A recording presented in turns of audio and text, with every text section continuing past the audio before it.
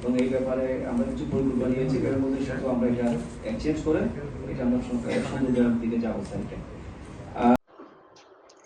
পরিকল্পনা মন্ত্রণালয়ের উপদেষ্টা প্রফেসর ডক্টর ওয়াহিদুদ্দিন মাহমুদের সাথে চট্টগ্রাম বিভাগের প্রশাসনিক কর্মকর্তা ও উন্নয়ন প্রকল্প সংশ্লিষ্ট সংস্থার প্রতিনিধিদের মত বিনিময় সভা ২৮ জুন শনিবার সকালে চট্টগ্রামের সার্কিট হাউসে অনুষ্ঠিত হয়েছে।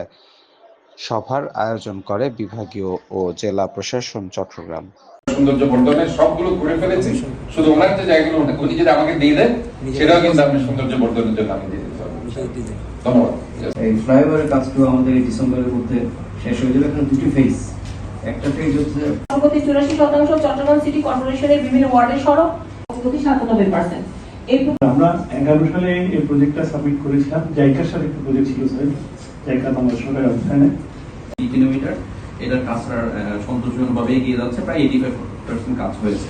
কারণ আমাদের যে প্রায় 80-এর মতো শিক্ষা প্রতিষ্ঠান আছে স্যার, প্রায় 80,000-এর মতো সমন্বয়হীনতা বহুদিন, এটা তার শুধু নিজের উদ্যোগে ওই উপজেলাকে একটা আদর্শ উপজেলা হিসেবে বানিয়ে একটা সুন্দর পার্ক বানিয়েছে, একটা রাস্তা বানিয়েছে।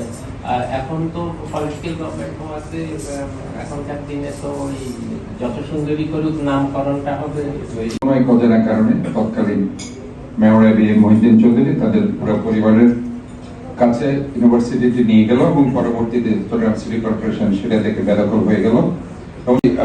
Government, that is very important, যেটা হয়নি, এটা হওয়া উচিত। এটা ওয়ার্ল্ডের প্রত্যেকটা সিটিতে আছে, অ্যাডভান্সড সিটিগুলোতে আছে। শুধুমাত্র পরিকল্পনা মন্ত্রণালয়ের মাননীয় উপদেষ্টা জনাব ওয়াহিদুদ্দিন মাহমুদ চট্টগ্রামের উপস্থিতি আমরা চট্টগ্রামবাসীর পক্ষ থেকে ওনাকে আন্তরিকভাবে আছে, যেমন সিটি কর্পোরেশন, সিডিএ এবং সহযোগী প্রতিষ্ঠান। আমাদের যেটা পাম্প, এটা একটা মূল বিষয়, যেটা স্যার আমরা একটা ফলপ্রসূ পেয়েছি। তো এখন একটি হচ্ছে আমাদের সিটি কর্পোরেশন করতেছে, যেটা মহোদয়হাট বাড়িপাড়া হতে এটা থাকবে, যেটাতে একটা স্যার আমাদের ওটা আমরা উদ্যোগী ভূমিকা নিয়েছি। কার্যক্রম কিংবা স্যার আপনার ওয়ার্ডের সম্বন্ধে নাটক, এটা একটু। আরেকটা ব্যাপার আমরা একটা করতে চাচ্ছি, যেটা নালা যদি আসলে সার্বক্ষণিক ক্লিন করা যায় তাহলে আসলে রাস্তায় পানি উঠবে না। আপনি স্যার পরিকল্পনা মন্ত্রণালয়ের মাননীয় উপদেষ্টা ককশিট যেগুলো নন পেরিশেবল সেগুলো ফেলবো না, রাস্তাকে ক্লিন।